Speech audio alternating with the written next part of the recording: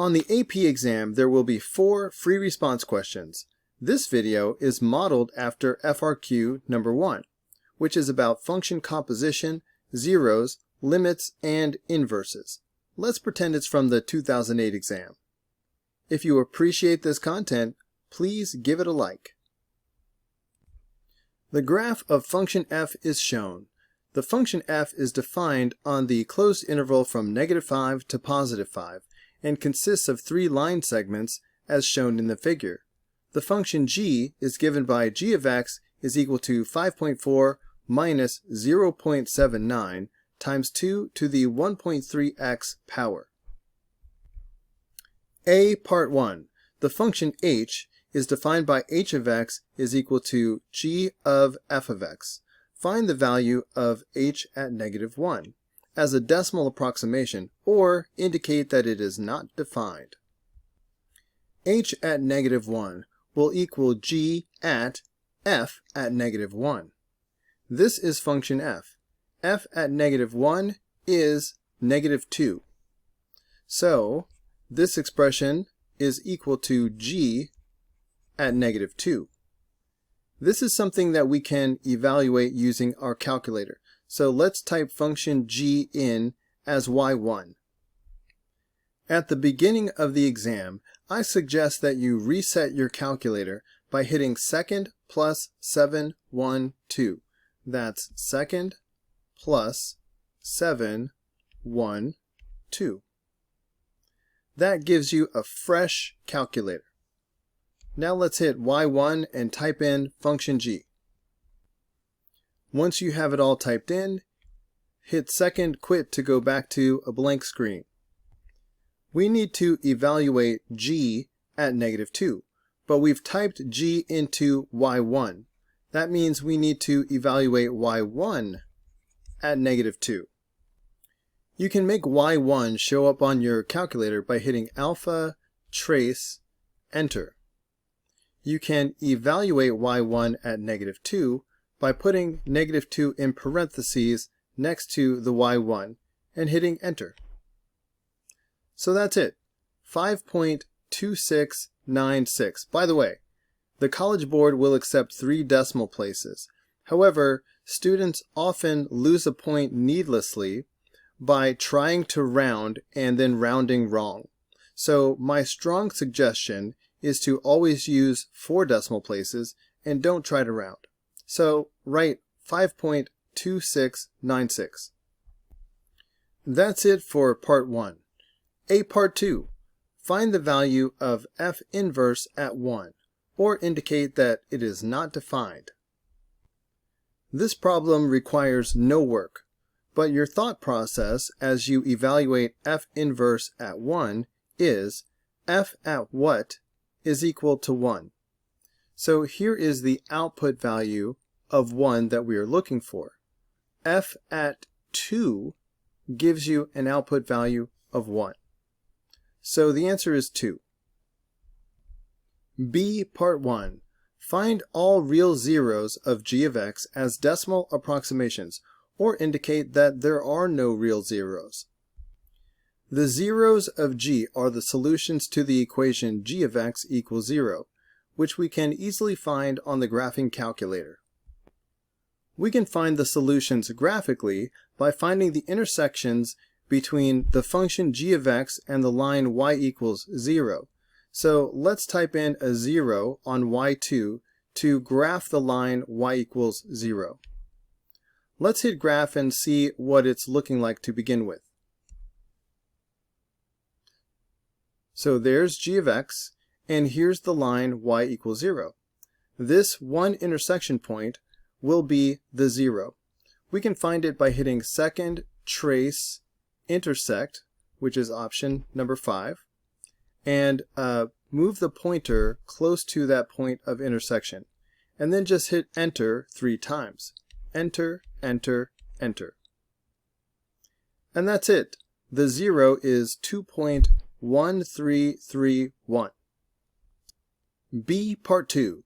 Determine the end behavior of g as x decreases without bound. Express your answer using the mathematical notation of a limit. The end behavior as x decreases without bound is the limit as x approaches negative infinity. Let's see if we can answer this question without the graphing calculator, and then we can use the graphing calculator to check our answer. G of x is the image of the parent function 2 to the x power after several transformations. So let's think about what the graph of this parent function looks like. This is exponential growth. So we know that there will be a horizontal asymptote at y equals 0, and the function will be increasing as it goes to the right. Multiplying by 0.79 is a vertical dilation, but that doesn't really affect the overall look of the graph. Multiplying the x by 1.3 is a horizontal dilation, but that doesn't affect the overall look of the graph either. However, a negative sign in the front, as you see right here, is a reflection over the x-axis. Adding 5.4 causes a vertical translation by 5.4. So the horizontal asymptote that was at y equals 0 is now at y equals 5.4. And adding 5.4 on the end is the same as putting 5.4 in the front like this. So this is what the graph of g of x looks like. The question is, what happens to the value of g of x as x approaches negative infinity? The function is rising as we go to the left, but it is not increasing without bound. We have a horizontal asymptote at y equals 5.4 that g of x is approaching. So that is the limit as x approaches negative infinity, 5.4. So that's the answer to B part 2, but let's verify that a little on the calculator. Hit the y equals button, and let's change y2 to be 5.4 instead of 0, and take another look at the graph.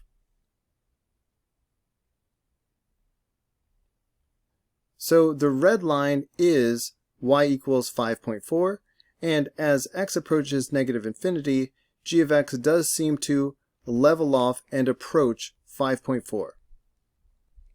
C part 1. Determine if f is invertible. This is function f. In Algebra 1, you may have learned that f will be invertible if it passes the horizontal line test. In other words, if any horizontal line drawn will only hit f once, then it passes the horizontal line test and f is invertible. And that's true, but you have to be careful. You can use the fact that f passes the horizontal line test or the fact that f is a one-to-one function to answer C part 1 and say yes, f is invertible. However, C part 2 says give a reason for your answer based on the definition of a function and the graph of y equals f of x. You will get no points for saying because f passes the horizontal line test, or saying because f is a one-to-one function. F is invertible because each output value of f of x is mapped from a unique input value. AP graders are telling me that they are going to be very picky about this answer. To earn the point, you pretty much have to provide this response word for word, so memorize it. Let me emphasize that you need to start by mentioning the output value, and then end by mentioning the input value. Also, you must say the output value of f of x to earn the point, and be sure to use the word unique. One more time for reinforcement. F is invertible because each output value of f of x is mapped from a unique input value. Before I end this video, let me show you what the answer would look like if f of x fails the horizontal line test. No, f of x is not invertible because each output value of f of x is not mapped from a unique input value. Notice that if you are saying that f is not invertible, you can't stop here. You must give an example to illustrate what you're talking about in order to earn the point. For example, f at -2 is equal to 2, and f at 4 is also equal to 2. Now you've earned the point. Hey guys, don't forget to like and subscribe, but also if you found this video helpful, there's a lot more where that came from. You can click the upper link, which will take you to the whole unit playlist, or you can click the lower link, which will take you to the next video in the playlist. See you there.